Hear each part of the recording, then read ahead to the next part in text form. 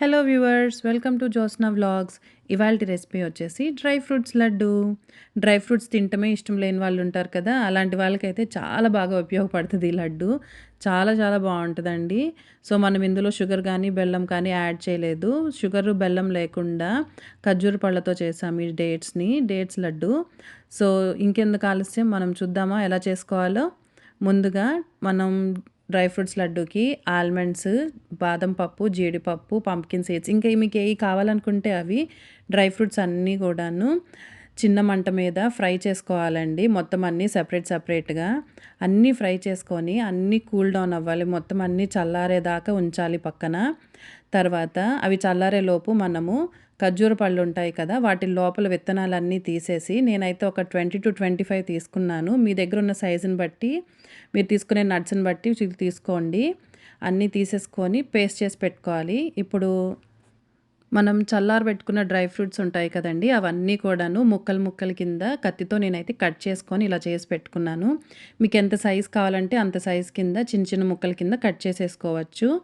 So ఇలా cut చేసుకున్నాక మనం ఒక ప్యాన్ పెట్టుకొని, ప్యాన్లో 1 టీ స్పూన్ నెయ్యి వేసుకొని, నెయ్యి కరిగిన తర్వాత మనం పేస్ట్ చేసి పెట్టుకున్నాం కదా ఖర్జూర పండు పేస్ట్, ఆ పేస్ట్ వేసుకొని కొంచెం వేడెక్కనివ్వాలండి. సో ఇలా వేడెక్కిన తర్వాత మొత్తం నెయ్యి అంతా కూడాను ఖర్జూర పండు పేస్ట్కి బాగా కొంచెం పట్టేటట్టుగా కలుపుకోవాలి లైట్గా. ఇలా వేడెక్కిన తర్వాత మనం ముక్కలు చేసి పెట్టుకున్నాం కదా డ్రై ఫ్రూట్స్ని, అవన్నీ వేసేసుకొని ఒక్కసారి అలా కలుపుకోవాలి. యాక్చువల్గా మనం ఇలా స్పాచులతో కానీ గరిటెలతో కానీ కలిపితే కుదరదండి, తీసి చేత్తో కలుపుకోవాల్సిందే. సో కొంచెం వేడెక్కిన తర్వాత అన్నిటిని నేను ఇలా ప్లేట్లోకి తీసేసుకొని మొత్తం అంతా కూడా చేత్తో ఫైన్గా బాగా కలుపుకోవాలి. కొంచెం టైం పడుతుంది. కొంచెం బాగా కలిపేసుకున్న తర్వాత మనం ఇలా గసగసాలు ఉన్నాయి, సో గసగసాలు 1 టేబుల్ స్పూన్ వేసుకుంటే మంచి టేస్ట్ వస్తుంది మధ్య మధ్యలో అవి కరకర అంటూ.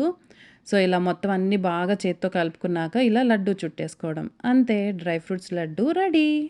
చూసారు కదా, చాలా చాలా టేస్టీగా కూడా ఉంటాయండి. మనం ఆల్రెడీ ఫ్రై చేసుకొని ముక్కలు చేసాం కాబట్టి తింటుంటే తీయగా కరకరలాడుతూ చాలా బాగుంటుందండి. షుగర్ కానీ బెల్లం కానీ యాడ్ చేయలేదు కాబట్టి ఈ లడ్డు ఎవరైనా తినచ్చండి. పిల్లలకి రోజుకొకటి ఇస్తే చాలా మంచిది. గర్భిణీ స్త్రీలు తింటే ఇంకా మంచిది.